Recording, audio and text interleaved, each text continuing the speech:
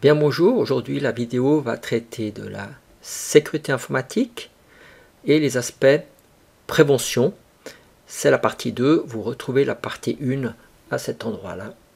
C'est parti!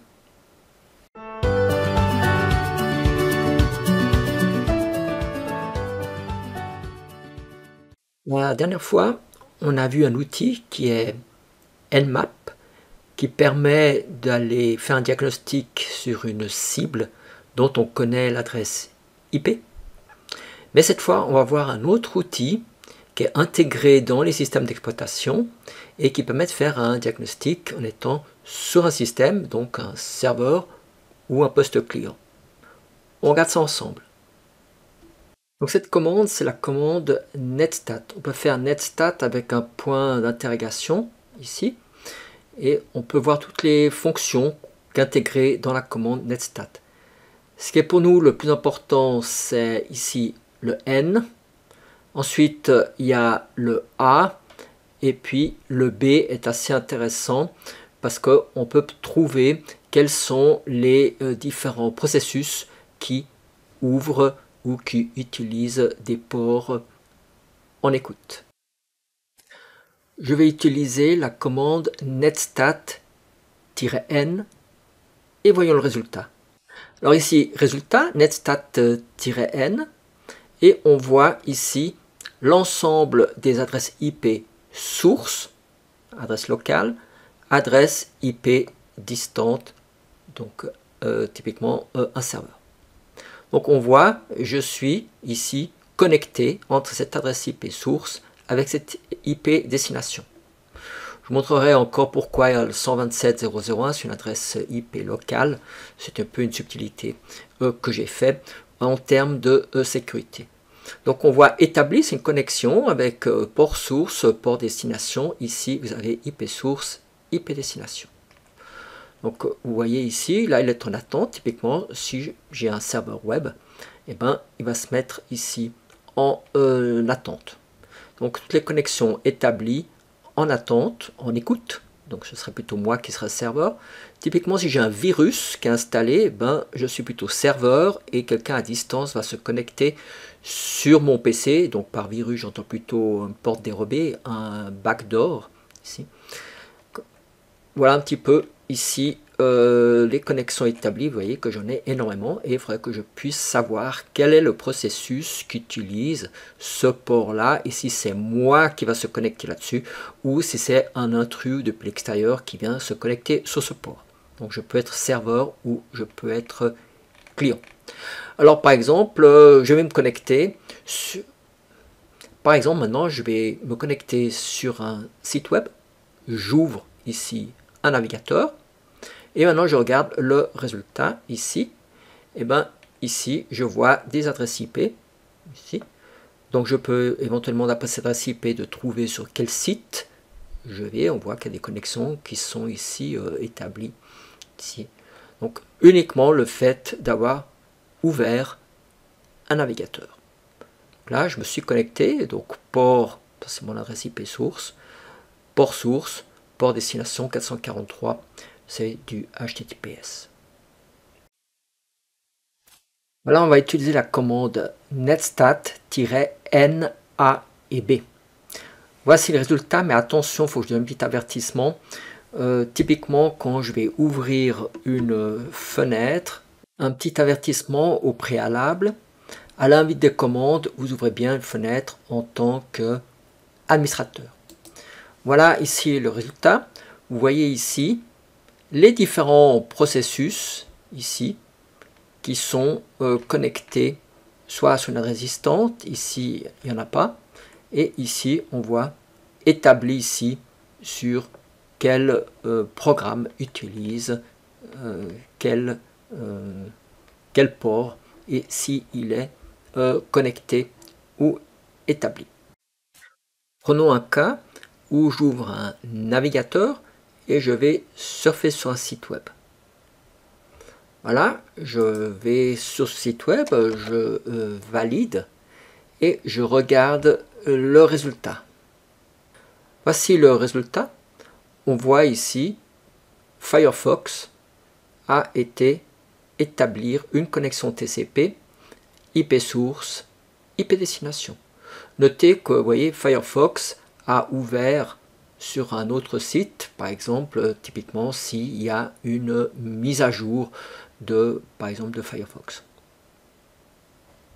Maintenant, on va faire l'inverse, c'est-à-dire je vais installer ou démarrer un serveur web sur ma machine. Maintenant, le serveur web est arrêté. Donc, si on regarde la commande, ici, je fais netstat-a. Et ce qui va m'intéresser, c'est de savoir un peu mon ordinateur, quels sont les ports qui sont en écoute. On va regarder ça au niveau TCP. Voilà, ça c'est les ports que mon ordinateur écoute. Donc n'oubliez pas que chaque port ici est un risque d'intrusion. C'est-à-dire qu'il y a un hacker qui va essayer d'utiliser ces ports pour venir chez moi, vu que mon système est en écoute. Maintenant, je vais démarrer le site web. Alors, je regarde ici. On a ici le site web. Par défaut, il est arrêté ici. Et je vais démarrer le site web. Voilà. Normalement, c'est fait.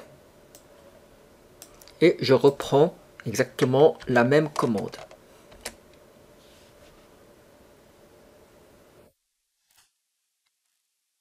On repasse en TCP et on voit qu'il y a le port 80 qui est actif.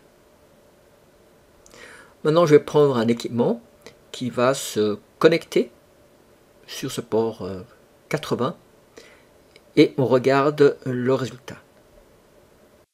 Voilà, maintenant je prends mon smartphone et je vais valider directement, aller sur le serveur. Voilà, c'est fait. Et on regarde ce que ça donne.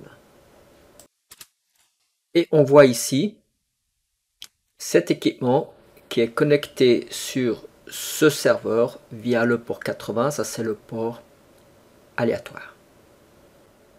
Une fois qu'on a fait l'inventaire des ports qui sont en écoute, il faut voir pour les fermer éventuellement, de dire évidemment si vous êtes un serveur web, il faut laisser le port 80 et 443 ouverts, mais si normalement il n'y a pas de serveur web, il faudrait trouver quel est le processus qui ouvre ces ports qui se met en écoute. Ensuite, votre système va se connecter à différents endroits, puis il faut commencer aussi à se poser des questions. Qu'est-ce que je vais faire sur ce site et qu'est-ce que je vais envoyer? Typiquement ici, j'ai des adresses IP qui sont en HTTPS sécurisées, je ne sais même pas ce que j'envoie. Et il faudrait que je regarde après l'adresse IP googliser quel est le site web qui se cache derrière. La même chose ici, qu'est-ce que c'est? Alors là j'ai mis en FQDN, donc le menu l'IP il me donne directement sous forme comme DNS. Ici il n'a pas trouvé de requête DNS, on a ici on peut Google ou Cisco ici, je peux noter sur l'adresse IP ou sous cette forme. Il y a quelque chose qui me gêne dans cette partie, c'est ici. Vous voyez, il y a un programme qui utilise énormément de ports ici, qui se met en établi. Et donc ce programme, a priori, ne me plaît pas. Je sais ce que c'est, donc a priori, je devrais le désinstaller.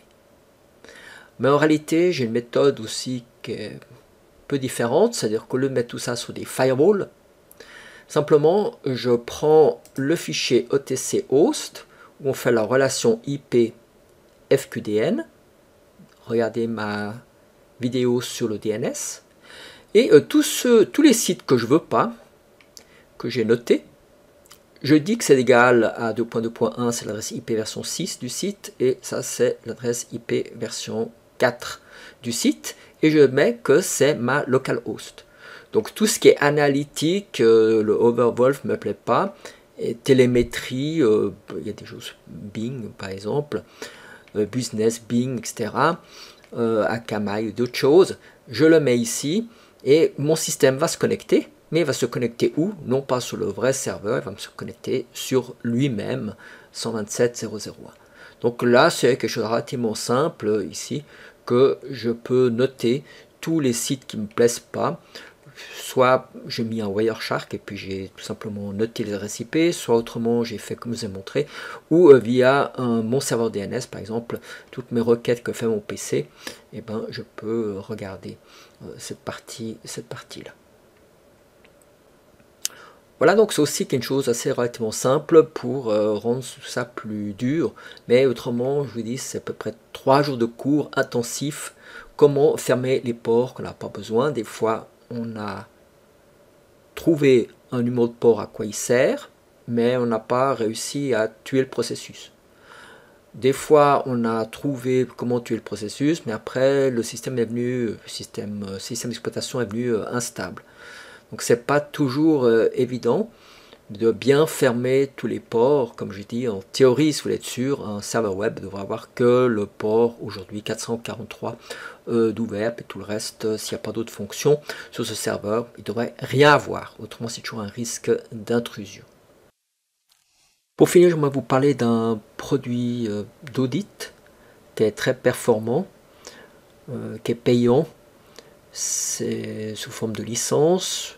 Puis on peut avoir, c'est quand même pas bon marché, mais bon, par rapport à les problèmes qu'on peut avoir, je précise que cette vidéo n'est pas du tout sponsorisée par Tenable, mais que c'est un très bon outil, c'est pour ça que je vous en parle.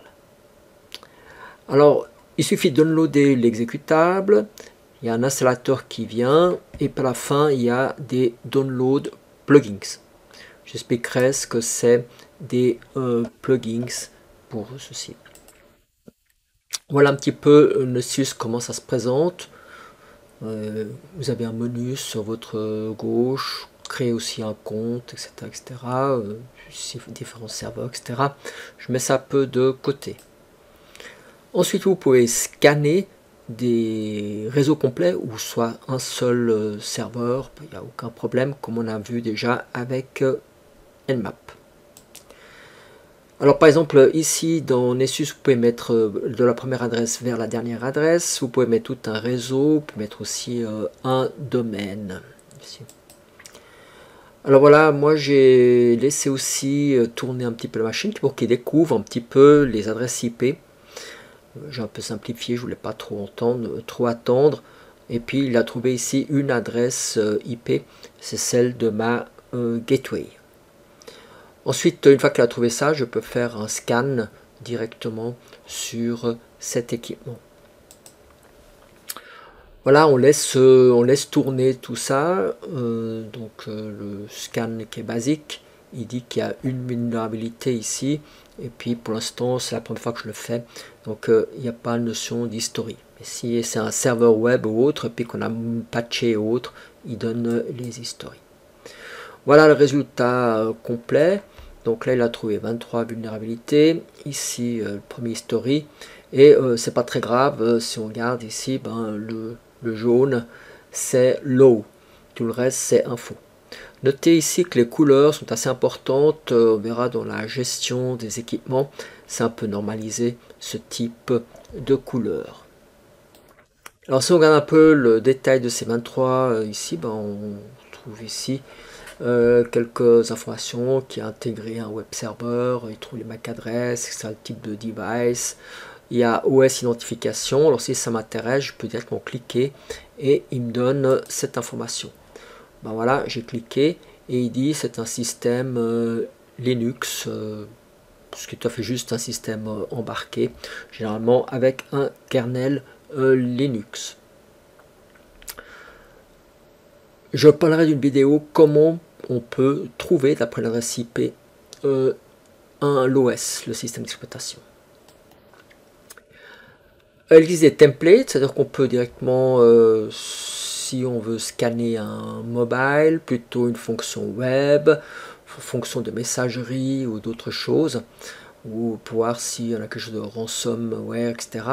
On a pas mal de templates pour scanner les équipements. Je vous parlerai justement des plugins ici. Alors voilà, j'ai fait à la demande, mais on peut mettre un intervalle régulier, un schedule ici pour scanner un intervalle régulier. Là je fais un new scan ici. Alors je mets ici pour moi hein, quelque chose qui est mon serveur web par exemple, la description, dans quel répertoire il va se mettre, et là on met l'adresse IP ou éventuellement un réseau ou un sous-réseau. Donc après on passera dans le menu plugins ici. Donc si on regarde un petit peu, je commence à remplir, c'est mon web, ça va mettre dans scan, et puis ici soit on met l'IP ou soit on le met en FQDN.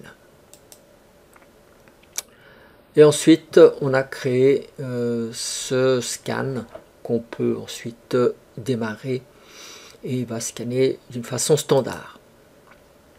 Alors voilà, donc si on regarde ici, il y a eu un host, 3 vulnérabilités et il donne certains détails ici.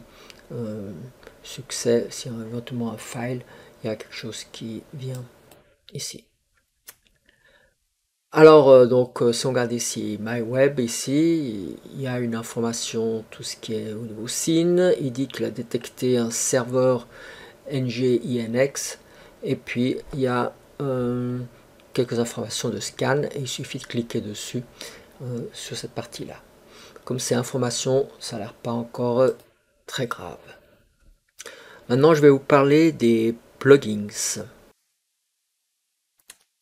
Alors voilà les plugins ici, vous voyez, pour les backdoors, tout ce qui est plutôt Cisco, ce qui est spécifique FTP, tout ce qui est macOS, tout ce qui est lié au problème de RPC, tout ce qui est firewall, DNS, donc toutes ces informations de ce qui va checker, tout est déjà fait sous forme de ces plugins. Donc si on veut des SNMP, ou SMTP pour la messagerie. Là, j'ai sélectionné tout ce qui est lié à un serveur web. Et on peut, selon ce que c'est, par exemple, si moi j'ai un Apache, par exemple, eh ben, je peux désactiver certaines sous-ensembles de web qui ne m'intéressent pas. Il y a peut-être le THTPD plus petit que 2.6 m'intéresse. Apache, j'ai un plus récent, donc je désactive les vieilles versions d'Apache. Voilà, donc j'ai pas besoin. Je suis en version donc 2.2 et plus, peut-être que ceux-là je vais garder. 2.2, 3, etc. Donc j'ai un serveur Apache, donc je vais tester avec ces plugins Apache. Si c'était un IS Microsoft, je prendrais un plugin de Microsoft. Alors voilà, je garde du 2.4, je garde éventuellement du 2.2 s'il y a quelque chose. Des plus vieux de Apache ne m'intéressent pas éventuellement. Je gagne du temps si je désactive ceci.